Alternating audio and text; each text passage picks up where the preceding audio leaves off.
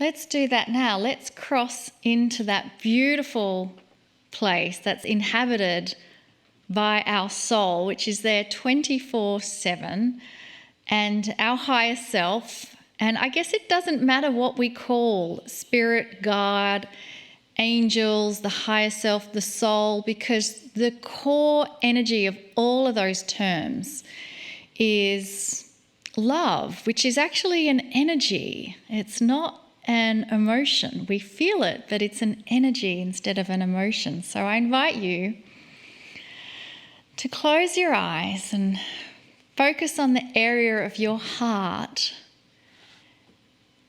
And love is an energy directly from the Creator. So think about one love experience that you remember, and it brings such joy as you connect with the feeling and remembrance of that love experience. And it could be the love for a child, it could be the love for a parent, it could be the love for a brother or a sister, it could be the love for an animal that you've connected with, it could be the love for Gaia or some part of the planet. Whatever it is, that love experience, know that that is the energy of the Creator working through you and being part of you, and you are experiencing the most true, authentic part of yourself, which is why you've experienced it in the first place. And so in this love experience remembrance, this is the core essence of your soul. And this is the place where Kryon is stretching out the hand of spirit to take your hand and bring you a beautiful message just in these moments to share with you how much love the Creator has for you. So let us now put our hand into the hand of Spirit and Kryon and hear what the message is for this evening. Greetings, dear ones. I'm Kryon of Magnetic Service. Indeed, the love for the humanity that we see all over the planet is great. You have no idea how individually loved you are. It doesn't make sense to you because you're so linear and you see things one at a time so completely that you consider yourself one of a vast number.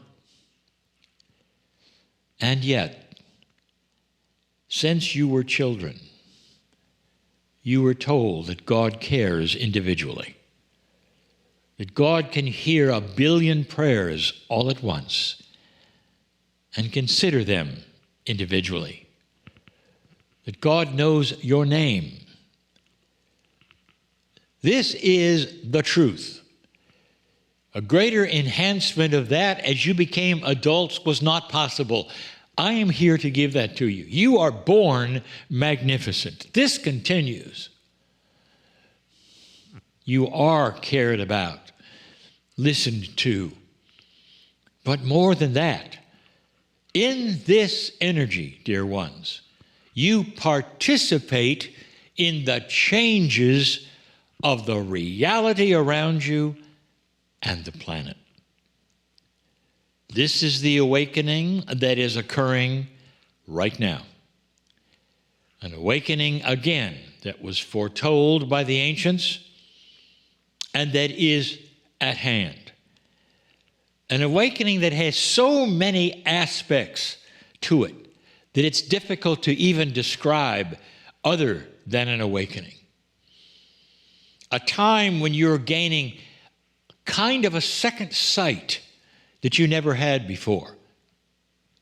One that for some takes your breath away. There are so many on this planet who still have no hope. And yet, when there is hope, where there wasn't before, it's like the sun came out. It's like suddenly there's air to breathe where there was none before. It changes attitudes. It changes all things about a human being to have hope. And that is what an awakening is like. The words that we have used so often in awakening is a metaphor, of course. You come out of a dream state where things are not quite right, or perhaps you are assaulted with nightmares or whatever, and you awaken into light.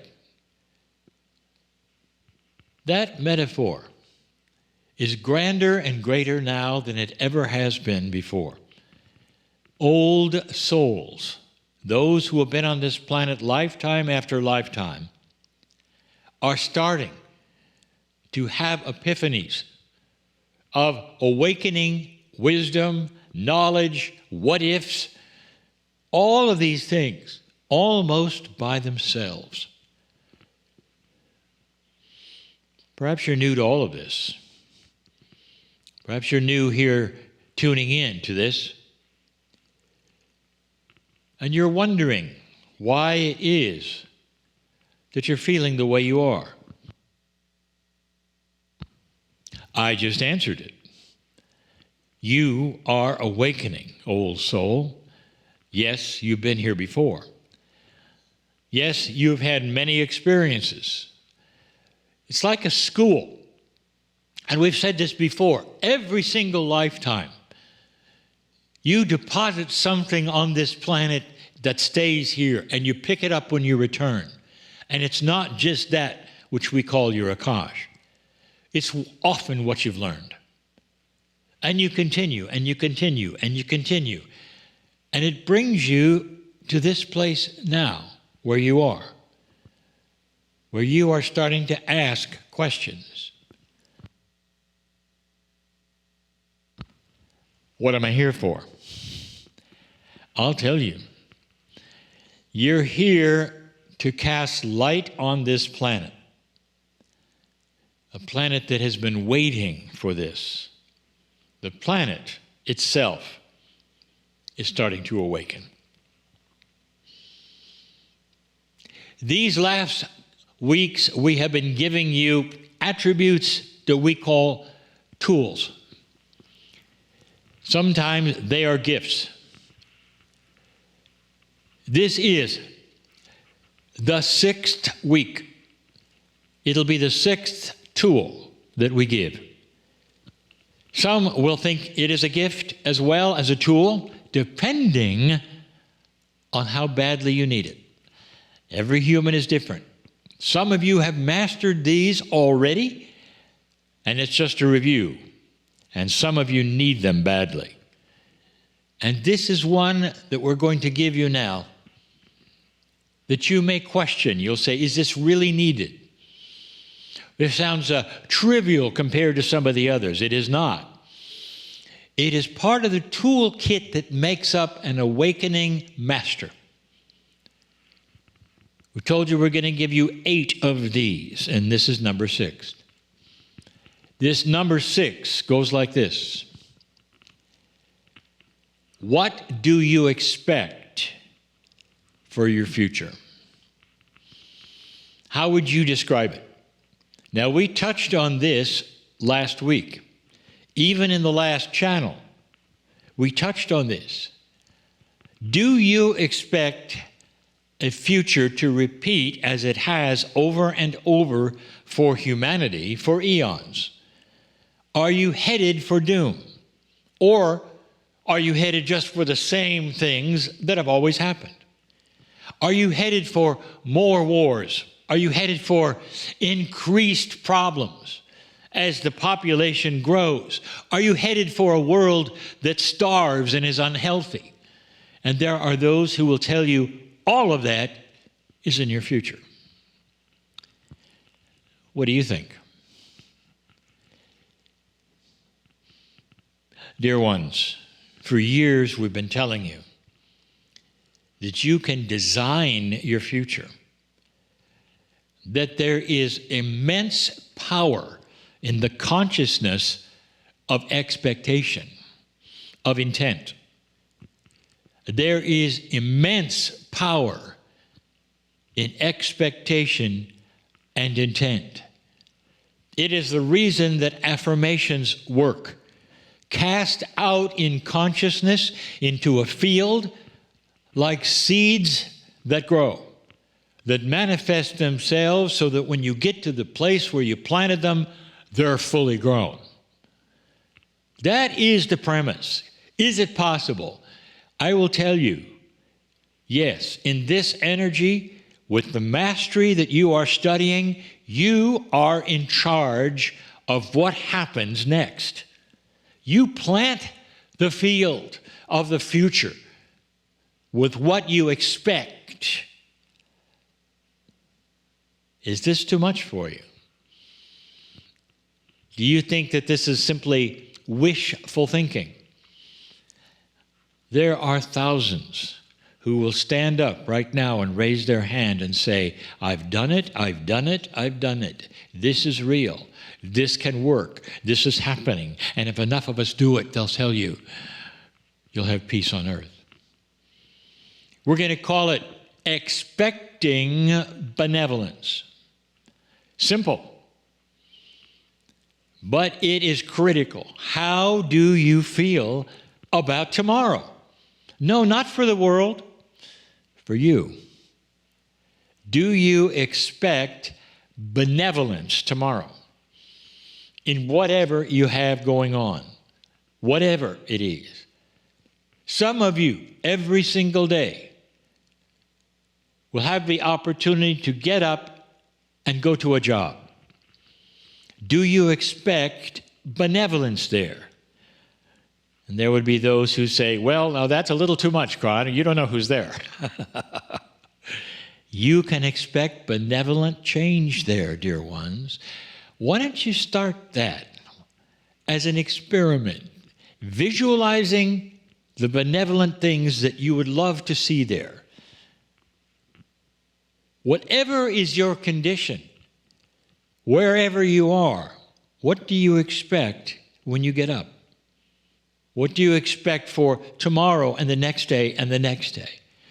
Do you have some things coming up, perhaps, that would give you anxiety? And as the date approaches, what do you expect? How do you envision it? Can you see yourself smiling in joy, being part of something you didn't expect? You don't even know what it might be, but you're so pleased with what it is. It's like a time when you open gifts. You have no idea what's in them. But as you open them, there are those there that have given them in love and say, we love you. This is for you. Congratulations. That's the future.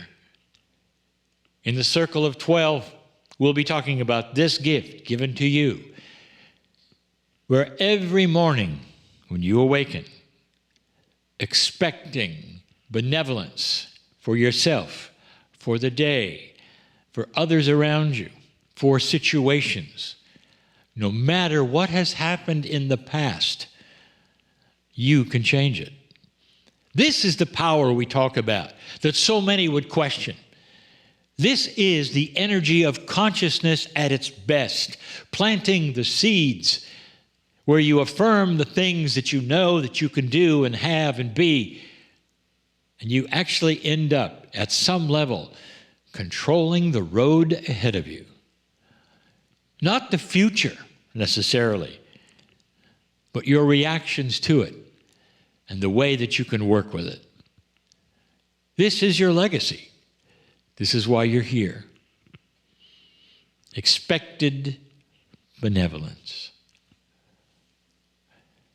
I'm crying in love with humanity. You are powerful, dear ones. And so it is.